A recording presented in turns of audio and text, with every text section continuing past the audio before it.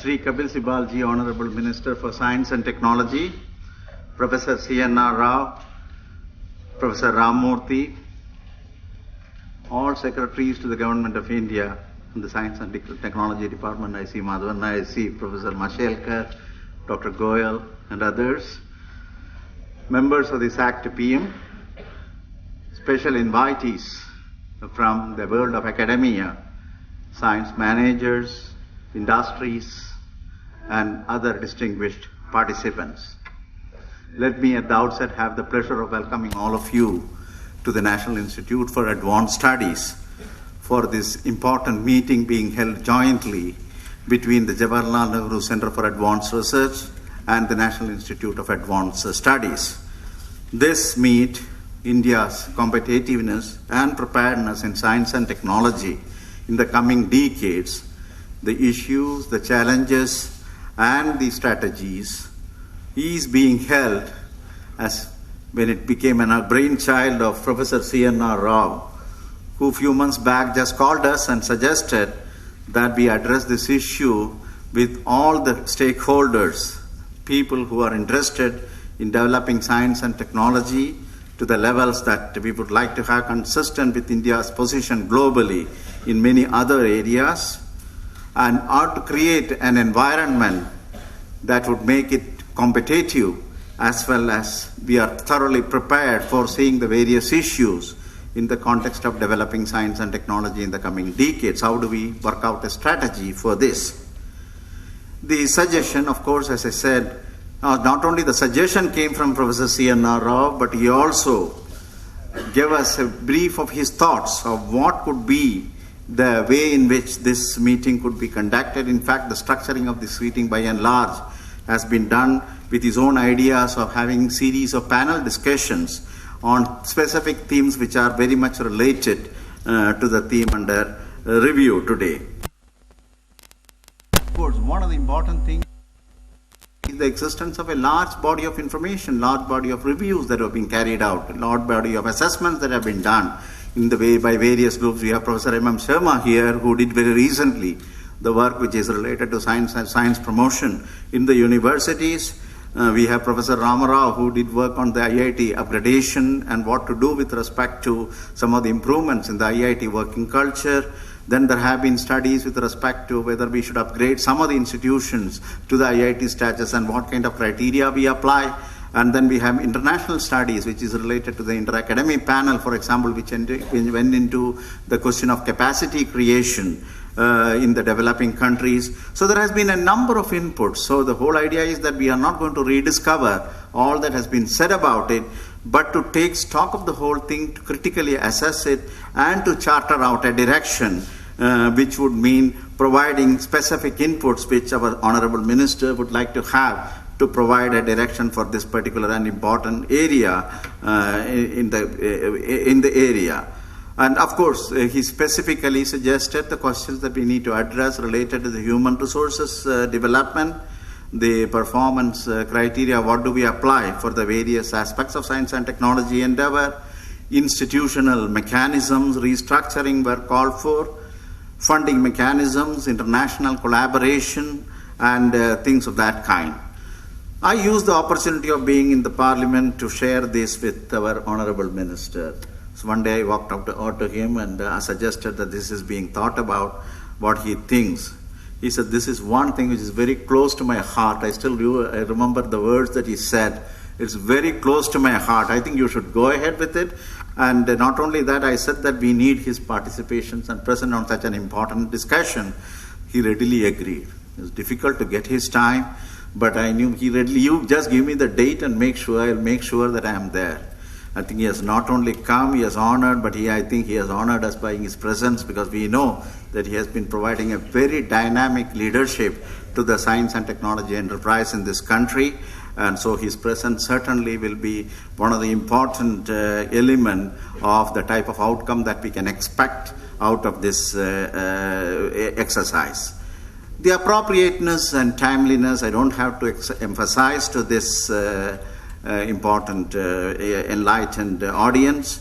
It certainly comes in the wake of several dimensions of developments that are happening in this country, whether it is liberalization, globalization, WTO entry into the education, increasingly competitive world.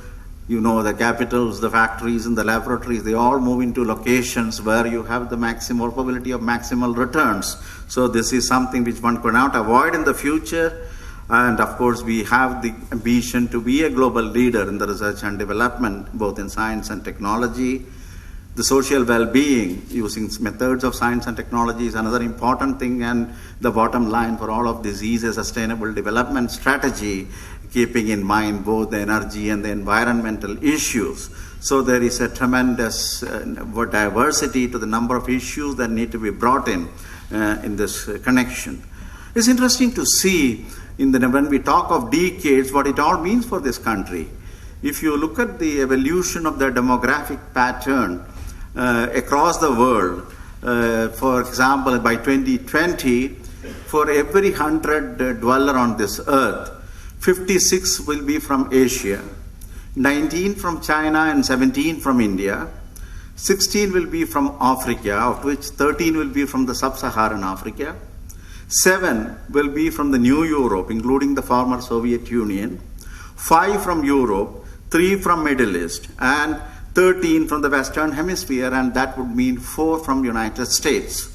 I don't think that the importance of the human resource in this context that India can extend to support not only the national needs but also the global needs need to be emphasized. The need of the hour, therefore, is to create a sustainable, fertile environment capable of optimally exploring the knowledge-based resources, particularly science and technology, taking due note of the demographic trends that is happening and is expected to happen, and also other opportunities that are being thrown up through liberalization and globalization. Some of the questions that we have tried to address based on the discussions we had with Professor N R Rao in this connection are, one, the place of India with respect to the rest of the world in respect of science and technology development. How competitive are the Indian science with regard to the world? How have we fared over the years? Is it further improving or is it sliding down? Response of the state, the government, to prepare the scientific community to face the challenges of the future, the problems facing the world, and Indian, particularly the demands, not only in defining these problems with the broader dimensions of multidisciplinary, also increased collaboration at all stages of pursuit of research. Not only the fact that research is becoming more and more complex, expansive, but individual countries in many cases cannot tackle in the system rather efficiently, then we have to live with the regime of shrinking resources and high costs, and therefore take stock to evolve mechanisms that can set priorities that is based on rationales as that which has a sound base, and how to respond to the future needs. And the challenge to balance between research that respond to the direct social needs and those that would respond maybe at a later date, balance between basic research, non-applied research, and curiosity-driven research, science and technology challenges in several dimensions. Progress of science and technology needs to cope up with the explosion of knowledge. The later linkages with economy, knowledge, research, and development and society. This is a very complex interplay of the various dimensions, the modeling of which is rather difficult, but one has to definitely look at it a little clearly in a holistic fashion. Directions of R&D identify highly competitive sectors. We have to look at the CT, the biotechnology, the nanotechnology, the needed integration both at the national level and beyond the national borders, and of course the critical mass of resources. I'm sure that the two-day national conference that we are holding here will certainly address many of these questions and many more in the context of identifying what is the best course and direction for making India an R&D, and as Ramesh normally says, an R&D platform, but also an R&D power to reckon with, means all other parameters with which we are vying. A strategic plan is critical, need of the hour, and identification of this strategic plan, I think, should come out after the day's deliberation and also tomorrow half a day. And I'm sure that the results that both our Honorable Minister is looking for, as well as Professor N R Rao, should be available to you at the end of this 1.5 days deliberation. At this juncture, I would like to particularly express my thanks to two of my colleagues who did quite a lot of work with Professor N R Rao in conceptualizing and providing the structure for this meeting. One is Dr. Anita, please stand up and recognize yourself, and Dr. Sundar Sarkai. So both of them were extremely helpful and thoughtful and associated with Professor N R Rao in working out the details of this particular meet. I would like to personally take note of that and like express my own appreciation. Let me once again thank you this morning for being with all of us to discuss on such an important matter, which could, in one sense, because being a scientist and all of us being scientists, and you have the best champion in this country today for the science here, I think we can be even parochial and say the science and technology ultimately will dictate what the country's course is going to be in the years to come. And so the importance of this needs hardly any further emphasis. Thank you.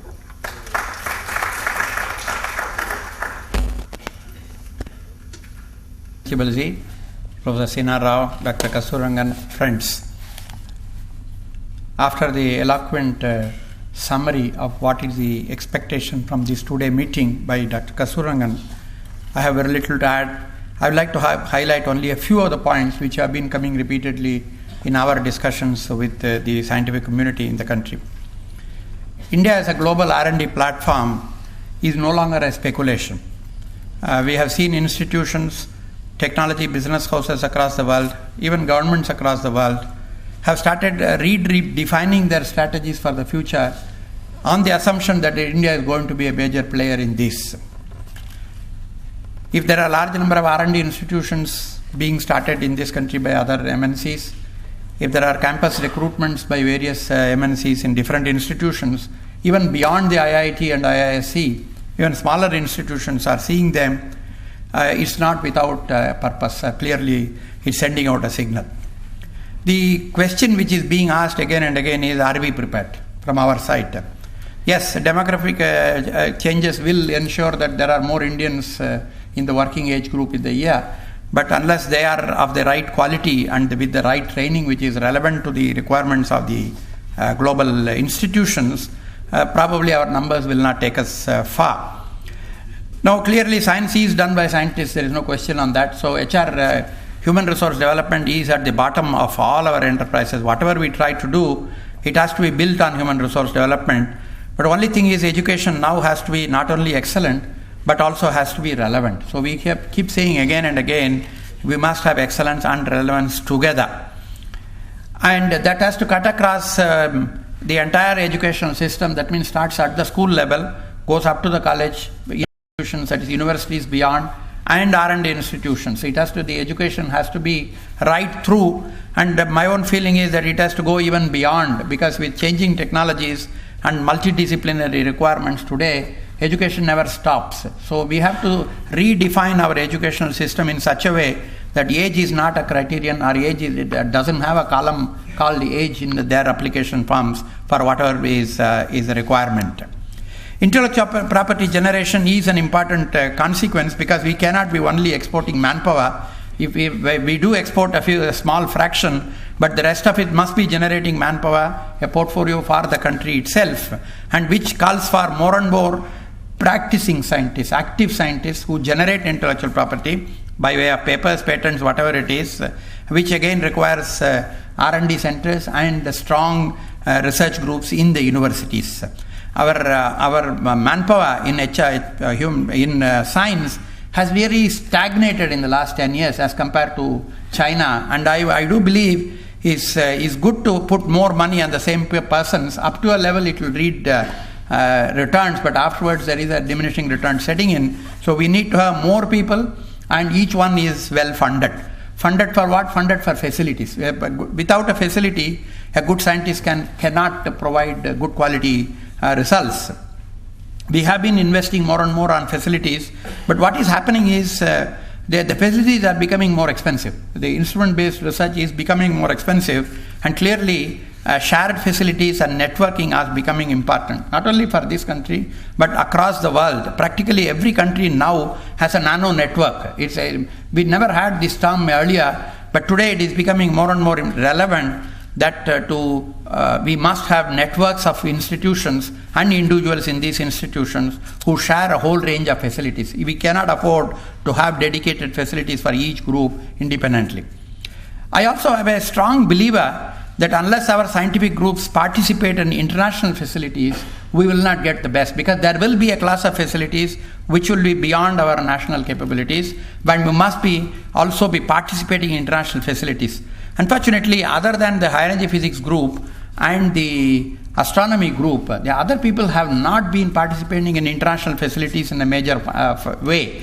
This not only provides the necessary linkages with groups across the world and make you integrate part of the international community, the global community, it also sets new standards in performance, new standards in responsibilities, and new standards in working as a team. And if multidisciplinary research is going to become important, this is extremely essential that the scientists are also trained in working in groups rather than working as individuals. Last but not the least, I would like to emphasize that our scientific community needs to be trained in entrepreneurship and increasing public-private partnerships. Recently, I had an opportunity to visit MIT, and what I realized was even the best of scientists there also has a very big, very high level of business acumen. What is important, what is not important, and it is not that it is at the cost of research. It is in addition to research and very nicely supplements what is required and what is of value. Unfortunately, entrepreneurship does not figure in our curricula at all. So we have been trying to do it, but today we have about 20 entrepreneurship parks in the country, where there should have been maybe 200,000 in the country, across the country. So we have a long way to go. So I think if you put all these together, then we will actually be where we should be. I always say that Indian science is like the legendary Hanuman. It doesn't know what is its strength. Somebody has to remind. I hope these 2 days will remind the scientific community that they can do, and they should do, and they will do. Thank you very much. Ramamurthy, for your thoughtful remarks. Now we have the inaugural address by our Honorable Minister. Thanks, Honorable Minister, for making it to be here. Early morning flight, we know what it means. And then driving across the city of Bangalore, the second challenge. And now we have the biggest of the challenge to shape the science. Honorable Minister. Dr. Kasturirangan, Professor Ramamurthy, members of the scientific community, members of the business community, friends, members of the media, ladies and gentlemen. What it takes to come here is to ensure that I worry about what I'm going to say when I'm on the flight and get no time to rest, because I am in the midst of an audience who I can really tell very little to, because I really am a layman. I am not a scientist, and it is you who have to shape the future of this country, not me. And I'm really here to listen from you and to learn from you as to how that is to come about and what role I have to play there. But one thing I am certain of, and that is that the question that you have to ask yourselves, like the horseshoe crab, is the scientific community an endangered species? That's the question you have to answer in the next 2 days. And the reason why I pose that question is that throughout the world, science and interest in science is on the decline. I recently went to UNESCO in a round table of ministers of science throughout the world. And the one uniform voice that I heard from everybody is that how is it that the younger generation in all parts of the world, whether it's the developed world or the developing world, is not interested in taking up science as a career. And therefore I pose that question, are we an endangered species? And what do we do to actually revive that interest in science? And I think that one of the reasons why we've not been able to do that is that we have not been able to demystify science. Science in our schools, the common perception of the common man on the street is that science is something beyond his reach, is something very difficult. It's not user-friendly. When a child embarks upon the study of science and the environment, the learning processes are not user-friendly. And unless at that level, at the school level, you inculcate an interest by making the teaching of science friendly, you're not going to get that interest. And I think we must start at that level. Now, the subject for today is India's competitiveness and preparedness in science and technology in the coming decades. Now, this is really too vast a topic. When you talk about India's competitiveness, you just can't think in terms of science and technology, because the issue of whether you are competitive in science and technology is necessarily related to where India is. What is it that we are, where are we placed? In which areas are we moving ahead in the context of the economy? What is it that science and technology can do for those areas? Which are the areas which will be relevant in the next 20-25 years? Are we prepared for them? And what use can they be made of in the context of India's needs? And therefore, in that context, will you understand the issue of competitiveness? I was in Iceland the other day, and they are leaders in geothermal energy.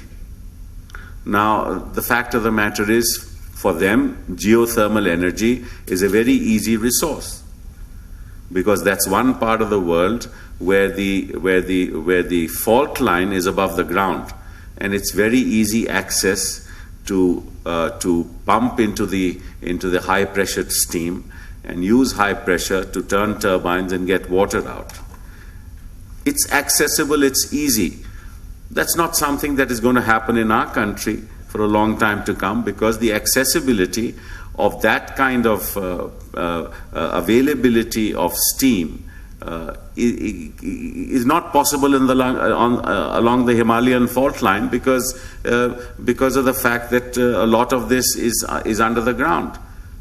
Now, it's true that they are exceptionally competitive in that part of the world in the access of geothermal energy. It's going to take us a lot of investment to be able to get that at that stage. Is it worth it?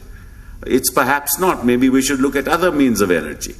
So the reason why I gave that example is that we must understand, we must know for ourselves as members of the scientific community, what is it that that country needs? Where is it that we can move forward? Where is it that we can partner with industry? How can we all move along together? And unless you answer that question first, you will not be able to answer the question of India's competitiveness. Where are we strong? Where are we weak? That's really a fundamental issue. Now, if I look at my country and I look at the next 10, 20 years, what do I see? I see oasis and a lot of desert. Now, what is that oasis? If you look at economic development in our country, I think that we are already pretty far ahead in the information technology revolution. And I think that we can use those capacities that are available with us today, invest in those capacities to actually build on whatever we have already. That's one area in which we can be really competitive in the rest of the world. And I think the scientific community must focus on how information technology revolution, the ICT revolution, can be taken forward with the availability of talent and the infrastructure that we have already developed in the last 5-10 years. I think that's one big area. The second area is the pharma sector. In the pharma sector and in the biotech sector, we've been able to develop the kind of infrastructure that will allow us to take off in the next 5-10 years, provided we take the right steps forward. And I think that what we need today is a biotechnology policy, a development strategy, with the political class working with the scientific community to give it impetus, to give the right kind of incentives to the industry to take it forward. So that's another area where there are enormous opportunities available with us. We have enormous opportunities in the area of solar energy, I think.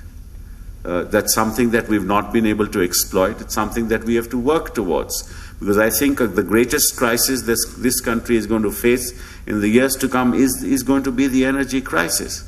Mr. Tata is already talking about launching the 1 lakh rupee car very soon in the market. And with the availability of that car, you can imagine the number of people in India who will buy the 1 lakh car. And then you can imagine the pressure on the import of petroleum.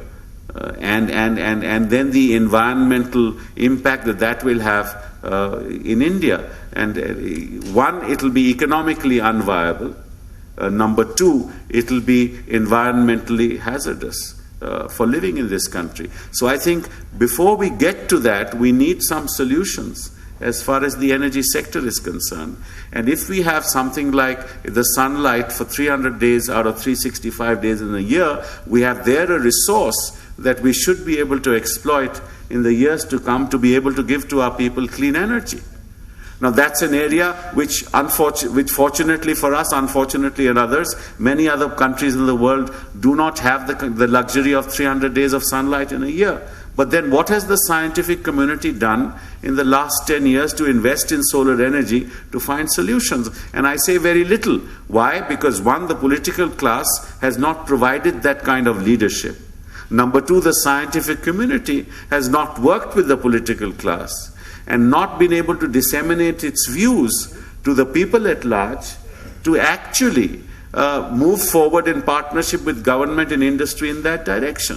And if you find solutions through clean energy sources like solar energy, you will be far ahead of the world in most areas of economic development, because that is energy is the heart of development, at the heart of all development.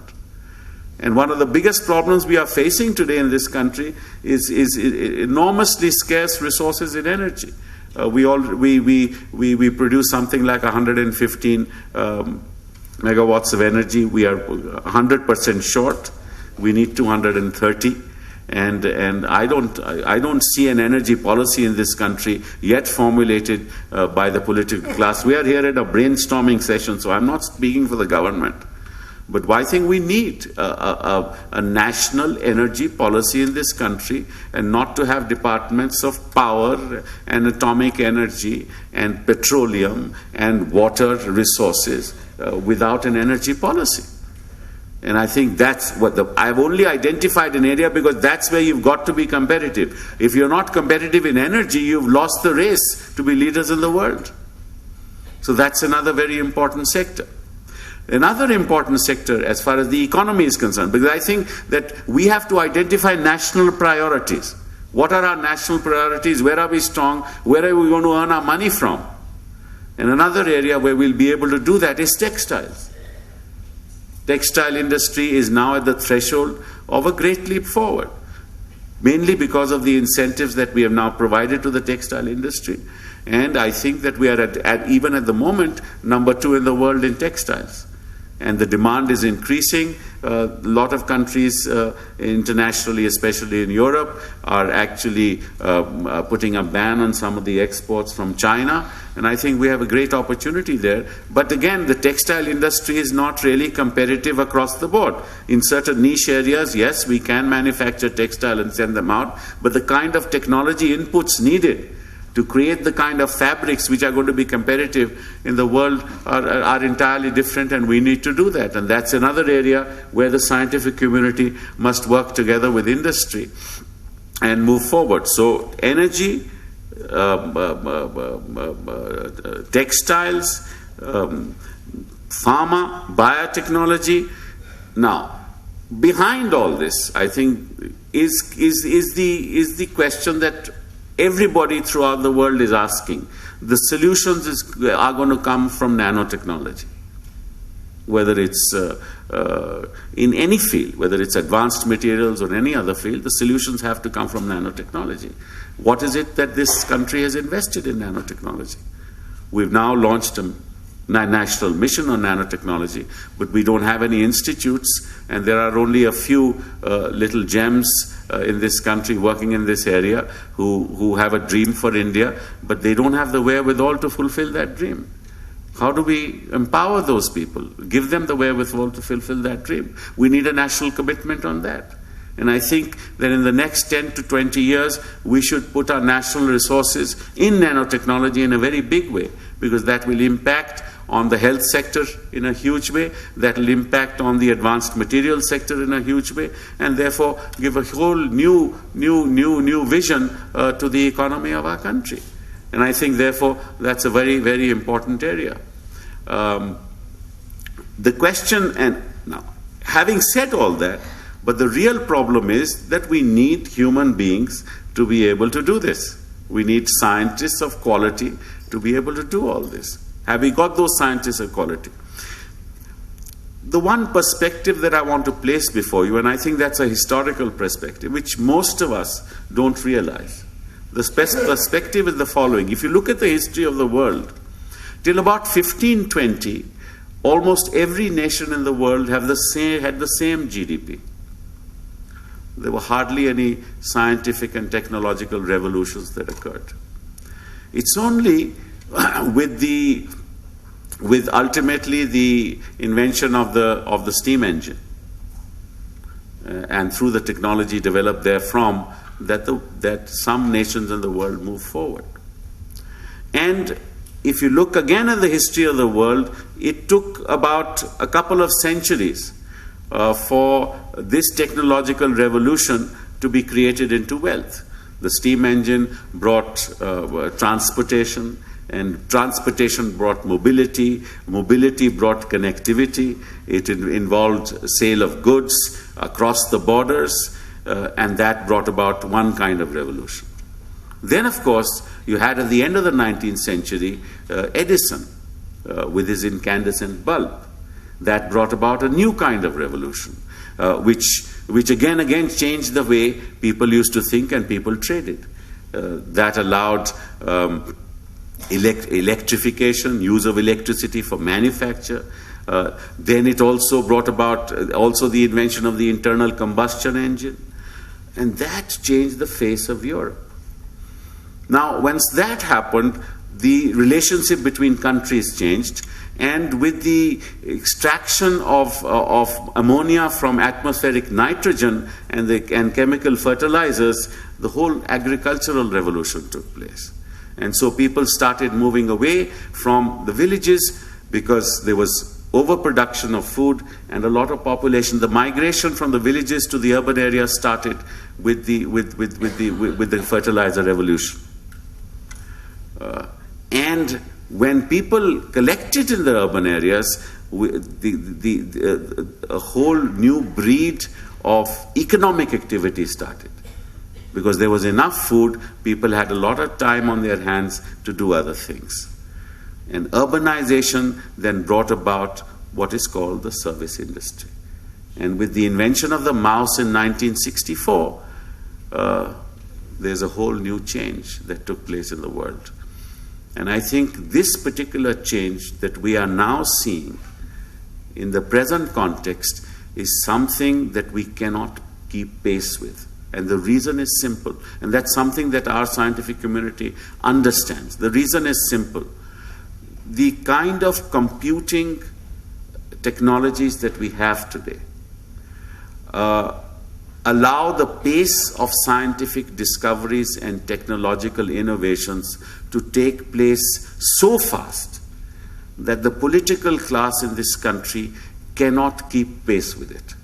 I dare say not just the political class, the scientific community itself cannot keep pace with it. So the kind of scientific revolution that is taking place in this country in the context of ICT and computing is something that the scientific community itself has to catch up with. That has allowed people, human resources, to actually use those facilities for innovations that we haven't even thought of. And I dare say the next 20 years will bring about such changes in the world that we cannot even think of today. And that's where the Europeans and the Americans are far ahead of us. And let's remember this, if you go to Europe and you go to the United States, most countries in Europe are essentially not manufacturing but service economies. If you go to Holland, for example, you go to the Netherlands, 70% of it is the service economy. You go to France, you go to Germany. They are not manufacturing economies. And that's why they call themselves knowledge economies.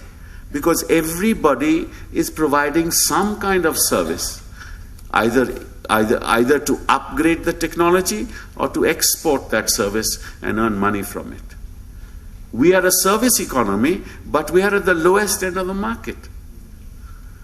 We serve the real knowledge producers. We have to change that shift. We have to change that paradigm. We should be in a position that they should serve us, because we have the human resource base, which they don't have. The Netherlands, which has a total population of 60 million people, has a GDP which is as large as India, which is 1 billion people. So this must change.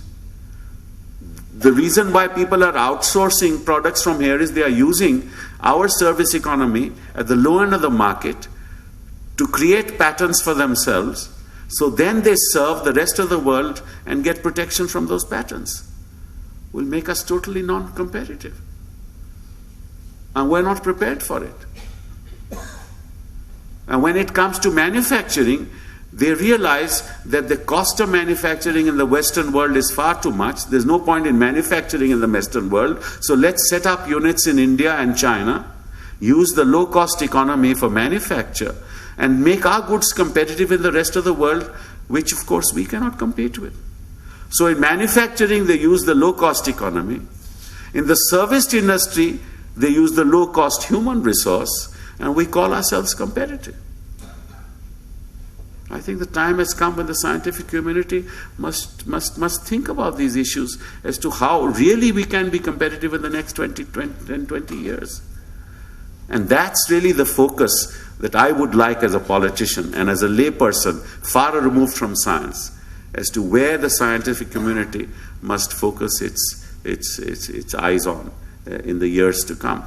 And I think that I've spoken longer than I should have, that you here, gathered here, are the best minds in the country to be able to give direction to us. And I'm here to learn.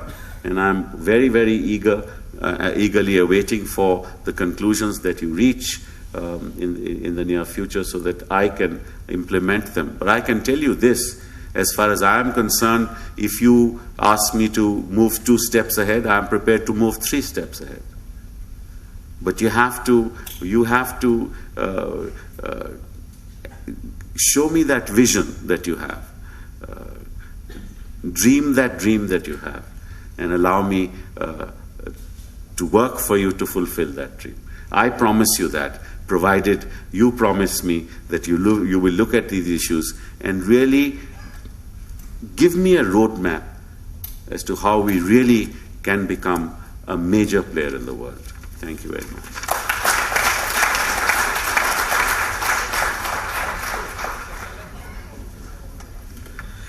Thank you, Honorable Minister, for your extraordinary vision unique message, and I'm sure that your own ideas and suggestions will find a very serious place for discussions in both today and tomorrow. And I'm sure that you will be certainly getting what you are looking for in the context of what you have mentioned as the rationale for chartering the new directions.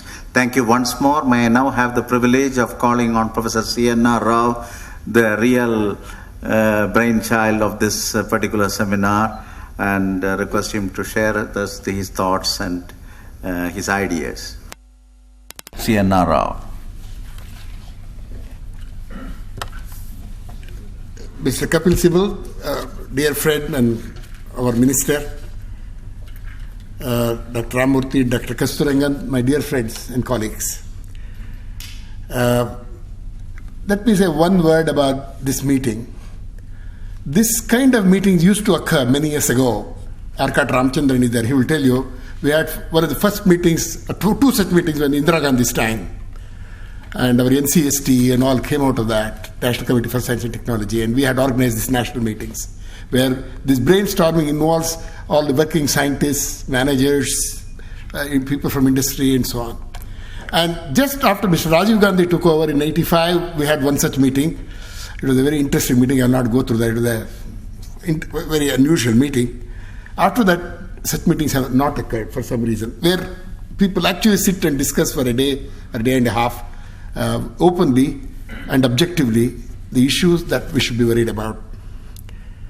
And we try to do that. And instead of the government organizing, before usually CSIR and or DST when it came would be associated with organizing it, we thought it best that the government involved, and I talked to our minister, who is always very supportive of everything, we best organize privately so that we all discuss it.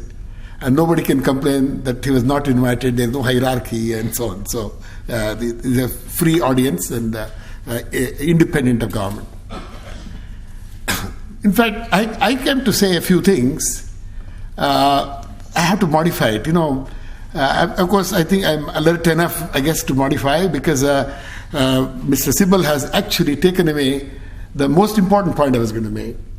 Whatever we are going to do today has to be related to the vision we have for India. That's what the first point I was going to make. You have to decide, what is that vision? What is that India you want in 30, 20 years? Everything we say or do or talk about should be related to that. I think that aspect is what he has very nicely covered. I will not talk about that. And then that vision has to be related to the likely scenario we will have in India. That also has been touched on by our minister, Mr. Sibal, and also by others. So I will say more things about me as a working scientist. You see, being a scientist is such a pleasure for me. That's my life. It is also, as I've always said, terribly agonizing to be a scientist. Extremely difficult to compete from here. So there is that type of competitiveness also. Are you competitive as a scientist, as a working scientist in this world, working in India? Even that has to be looked at. If you are an industrialist or a technology developer or an innovator, are you able to innovate in India as well as you would say somewhere else? Considering all the conditions that prevail, all that also have to be looked at. But eventually the individual, you and me and others, will do these things. We have to think about, can we do it? So I'll more or less concentrate on that. As far as the future scenario is concerned, it has been mentioned our population, let us say whatever it is, 1.5 billion, whatever it is, or 1.4 billion. But we will be the youngest nation in the world. Most of the people in India are going to be below 30, 40. Even now, I think 60% of our population is about 30, below 35 or something like that. And what we have to remember, when we say competitiveness, who are we competing with, you have to know. You see, it's very simple. In an Olympic race, it is very simple. Who is going to run with you. And you have to run with them and show that you are faster. And that is what to be remembered. We are not competing with unknown people. We know who they are, who the actors are. That is another aspect we have to know. It is not enough to have a vision which is unreal. A vision should be linked to the real, our demography, our geography, everything. Well, here when you look at it, I find attending very important meetings all over the world in this connection, as a few I have attended, where people think and worry about their countries, like China worrying about itself. Japan worrying about itself. I've attended 1 or 2 meetings in Japan where they were worried about the future of Japan. I've attended one very high-powered meeting where the Emperor of Japan was made to sit and he was presented what is likely to be the future of Japan. All the brains of Japan were there. It's very interesting to watch that. Then immediately said, my God, shouldn't we be doing that in India? Every 6 months, by the way, as you know, the Japan Academy presents to the Emperor of Japan, and usually the Prime Minister comes. What is the status of Japan? What is likely to happen in the future in Japan? Every 6 months they do that. This meeting is somewhat like that. If so, what is the real situation of India in 20 years? If you look at it today, I think China in 20 years will be a formidable power. Don't ever ignore that. They're almost next door. We have to compete with them. South Koreans don't like to be called as part of the developing world anymore. Though they are still listed under developing world in the United Nations, for some reason, they don't consider themselves as part of the developing world. Amazingly, UN still lists Singapore as a developing country, which is not true. Singapore is out of it. They don't like to be part of the developing world. They are all our neighbors. And at the same time, we look at the economies of the world. China is already becoming a big economic power. And wherever economic power has emerged, an economic power has emerged, or economic power has already existed, like in America or somewhere in Europe, you see their status of science and technology is also very high. That is something we should never forget. Many politicians forget, unlike our minister, who is a wonderful person to work with, by the way. We have to exploit everything possible when he is Minister for Science. Because they're very positive about science. Many politicians do not understand that you cannot be advanced, highly advanced economy, highly industrialized country, being second rate in science and technology. I don't think there are many examples, at least in the present day world. So all these will be powers in science. China, for example, for some reason, the Chinese tell me, and from the president of China on downwards, everybody, they want to flood the world with Chinese science, Chinese technology, Chinese manufacturing, and even the number of scientists, Chinese scientists, in terms of numbers, they want the world to have the largest number of Chinese scientists. Everywhere you look, there will be Chinese. They want that. In fact, when I was recently for a meeting in the United States, people were telling me, even in American academia, the influence of Chinese has increased enormously. India has come a bit lower than China now. There was a time when Indians had a slightly upper hand in American academia. Not anymore. I would say a lot more Chinese professors, a lot more Chinese members of the academy in the United States, for example. So they are really showing their power in every way. Well, therefore, we have to look at, are we competitive in science? That is another issue I would like to address on. Ramamurthy mentioned about doing experiments with big facilities. You see, that is big science. He's talking about accelerator science and all. But 90% of the science, I've done a lot of research on that. In fact, 99% of the world's science and engineering is done in what I call small science, small experiments in little laboratories. Much of the industrial advance is also done by these people who do little chemistry, little engineering, not based on huge accelerator-based science or big astronomy, big telescopes, no. So the real manufacturing we are talking about also related to the science, the little science done in the labs. In that, India is not doing well. We have to look at that. How are we today? India, at least in my field, Arunachalam is there, he will talk about it. We are producing about 2.7% of the world science. Chemistry, for example, 2.7% of the world chemistry is done in India, where China is about 12%, America is about 23%. China and Japan roughly are the same. India is way, way down. So you have to know where we are now. It's not a very pleasant position to be in.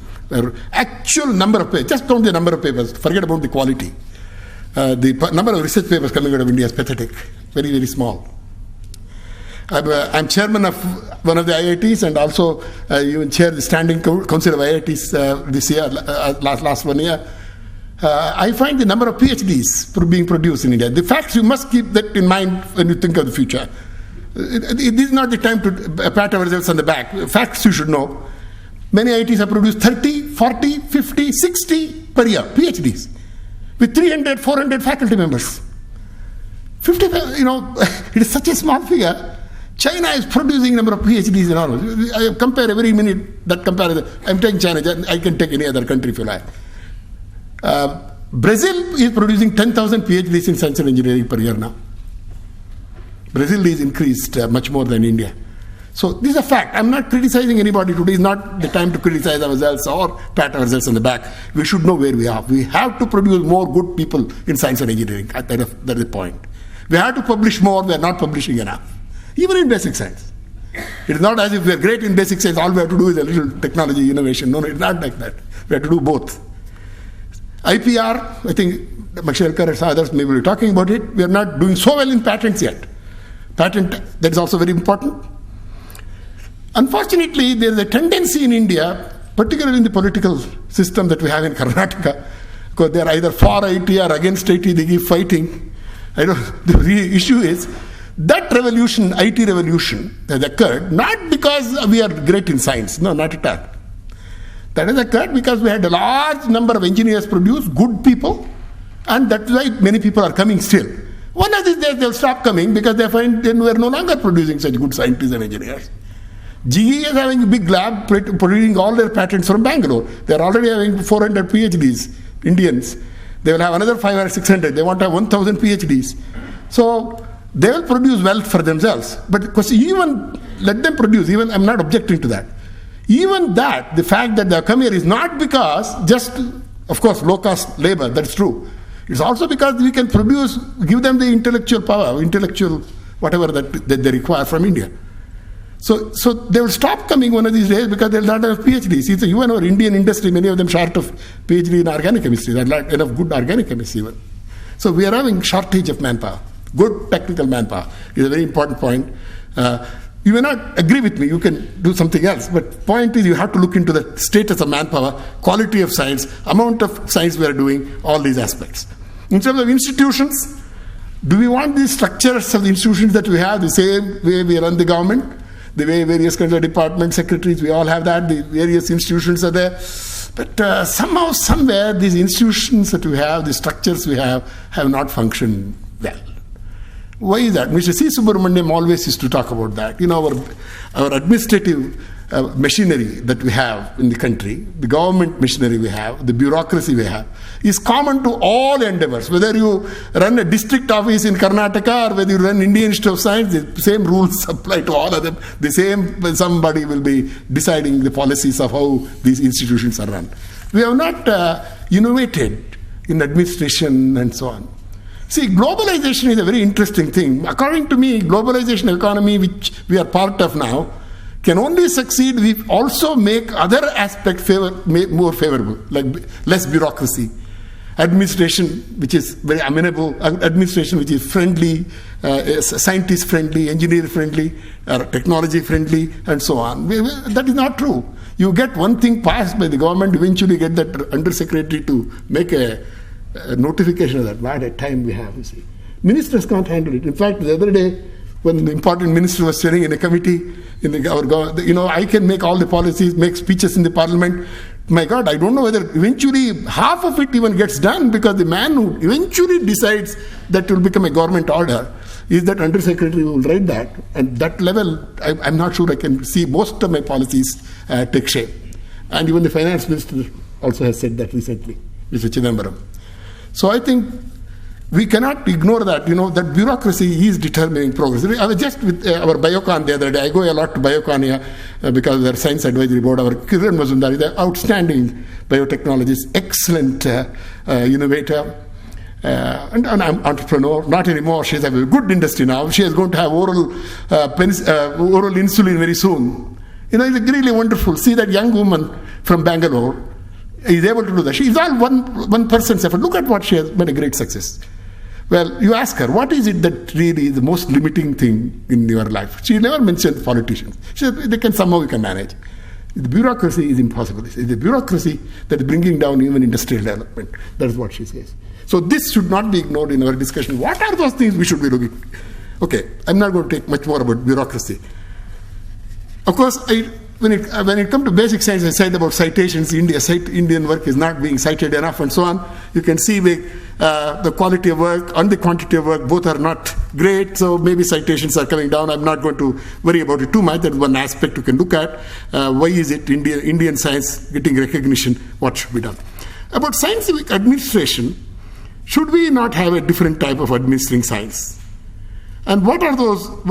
For example, in all administration that I'm thinking of in 20 years from now, not today, I think we require a different type of commitment from everybody. Let me make some of these personal reflections. It is not a formal statement, but what I feel. Our administrators, I'm not talking about any one secretary or anyone in mind, any one person, especially in mind. I think they have to be much more committed to the progress of the country. You cannot have a class of administrators who come through exams and run the country. I don't think you can run a big country like that. IAS was good when we started, Mr. Nehru did that. I don't know, we would have a different type of a structure for administration, particularly in science and technology. I think we'll have to have those who are committed and who see that success is there. Nobody should be removed from his job every year, transfers and all that. 5 years, give him a mission, he does something. Somewhere we have to do this in government, giving responsibility and sufficient time for him to carry out whatever those policies are. In fact, recently, when they came to the tenure of Home Secretary, the Prime Minister said that at least he must have 2 years. That's a good point. I think same thing applies to all. I think the reason I'm telling you this, I was talking to a very important person who is a member of the Politburo and everything in China. You know, the way Chinese are doing, they're extraordinarily committed to their country. That commitment is a different commitment from their commitment to a mission. This is where I find India a bit weak. Where I feel embarrassed even to publicly say that not enough people are worried about Indians. They're not proud of their accomplishment. They're not proud of their institutions. One of the things that occurred to me every time I go to China, recently I went with my wife, all these students who do PhD, just PhD students, the academy fellowships they get, they are so proud. They are working in this academy institute. Our country supports us. We are going to do this. We are going to do that. Our department has 600 PhD students. I mean, the way they talk about their country is something amazing. I don't hear such talk in India amongst even senior scientists, certainly even amongst younger people. There's not enough of that, I don't want to use the word patriotism, a particular kind of commitment and nationalism which is essential for progress. The reason I'm mentioning this is nothing to do with science. You may say, no, it has everything to do with science. Indian science is not doing well because Indian scientists are not so committed to India. They don't want to excel. They don't care. They do some publishing, 1, 2 papers. They think they've done great things. And they don't want to excel. They don't want to prove that we're as good as anybody. We won't give up. No matter how old I am, how young I am, I'm going to be as good as the best idiot from America. Why shouldn't I be? How come we don't think like that? How come Chinese have started all in 3 years? China has done this all in 5 years. Go 5 years earlier, it was not like that, China. I know that country for a long time, ever since the Cultural Revolution. The way it has transformed itself, how did they bring this national commitment to individuals? See, this is a task Mr. Manmohan Singh, as our Prime Minister, and the entire government in every state and on the center must worry about it. Make India looking at the Indians to look at India with commitment. I think unless that is there, I don't think India will reach, whether it's science, technology, energy, it doesn't matter what, we won't succeed unless Indians worry about India. They're always looking for another H visa and another going abroad. There are too many people worrying about little commercial, little personal advantages. That's all. Most Indians have become like that. There's that change in this value system from my days. You see, I'm very old now. I'm 70, Dr. Ramchandran, I'll tell you, nobody promised us a job when you did PhD, when I did my PhD. They said, well, you did PhD, you did research because you wanted to do it, that's it. Today, we promise so many things, we actually give many things, but somehow nobody is interested in working here. It's a very, very sad situation, and you may undermine it, it is nothing so serious. I think that is the one that will hit us badly. Lack of commitment in the majority of the people in India are those who can set an example. I've known that. From Gandhiji's time, it is true. Even today, even a good philosopher or a saint, even today in India, he has following because people think he's a good man. So I think we scientists have to create such a community which we do not have today. So all the academies have to worry about that. Young people whom we train have to be given the right atmosphere in such a way they develop with these attitudes. Well, I will close before that this personal thing, which is nothing to do with the reason the early part I cut off because of the comments made, so I didn't want to repeat them. So this aspect I wanted to specially mention. If we want to change India, we have to make take measures which are going to be very harsh, very hard. Most governments are afraid to take such measures. Most secretaries would not like to take it. They would do incremental things, plastic surgery, little repairs, nose being straight or something else being polished and so on. That is not what we require. Maybe major changes in our structures, major policy changes, major institutional changes. Governments have to be prepared, of course. It's difficult for governments because they have to worry about their political other commitments. But still, we have to do that in 20 years if we want to change. We can't be having this system the way it is functioning today and expect India to transform. Because nobody is there to work on energy and all. Nobody will come and work because the setup is such, it won't succeed in a big way that we want. For that, we want people's commitment and also major structural changes. And in doing that, I think we have to have a lot of courage. And governments have to have courage of conviction and enough to take bold decisions. As I said, which are not incremental changes, incremental improvements, but major changes in structure, the way we operate, the way we support funding, provide funding, the way we support institutions. That has to change if science has to make a big thing. There will be individuals, people, I'm not talking about myself, many individuals who will do good science. I'm not saying no to that. But we want a big change, not hundreds of people, thousands of Indians being leaders. You need to do differently. I would like to close the thing, my own vision. What is it? I would have a vision. I think India doesn't have a big chance in a big manufacturing. I don't think. They will do some in pharma sector. Few sectors they will do very well. But even when we do it, whether we will be a big economic power is very difficult to say. 20 years from now or even today. It will be reasonably all right. The one place where we can beat, definitely do it, is we are the providers of knowledge to the world. We are knowledge providers. You want to call it service industry, you can call it a service industry, but it is not really service industry. Because we have produced so many good engineers and scientists that will be there. Every country will come to have designs, everybody will come here to have plans, everyone will come here to have whatever they want done. Just like these IT people have set up labs here and GE wants to have, everybody come to India for getting information because this is coming down. In the West, knowledge is coming down. That is one of the comments that Japanese have made. I don't know if you have seen that. The future of in 21st century, after 25 years, they say Asia will be the most dominating continent. In that, they hope Japan will be important.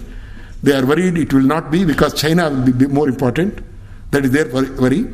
If that is the scenario, where will we be? We can be better than both China and India because we have certain advantages only in the knowledge sector. Knowledge should not be treated as purely degree-giving, PhD-producing type of industry, but as something, as a power of the country.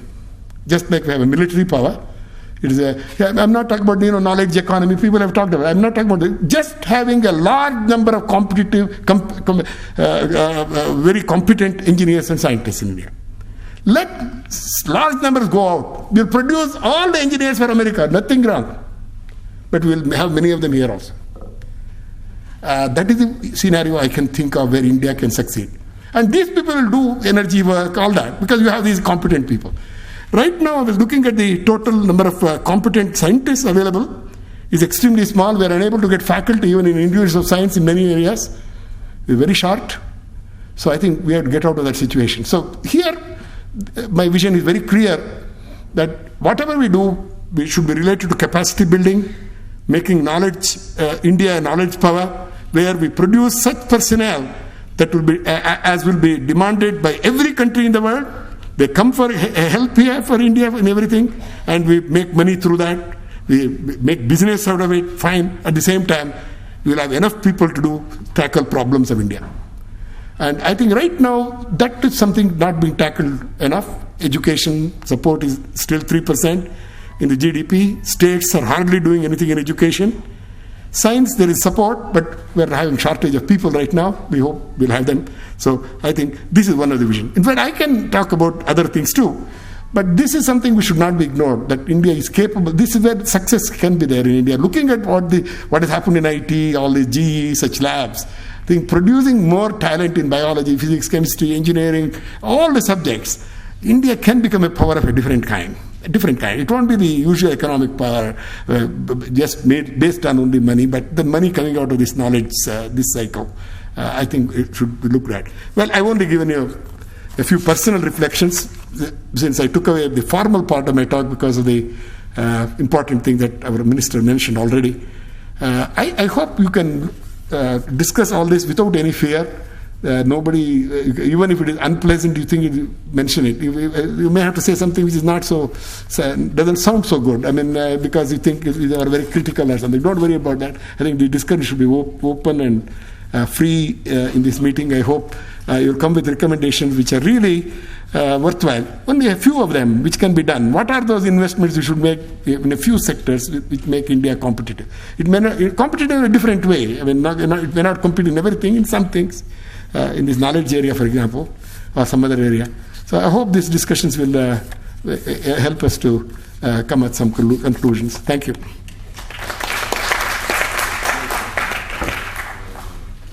Thank you, Professor N R Rao, as usual, for a forceful articulation, brutal frankness. And I am sure that will set the pace for the way we are going to debate on this particular issue. Now it is time for us to break after the inaugural session. May I request Dr. Anida to propose a vote of thanks.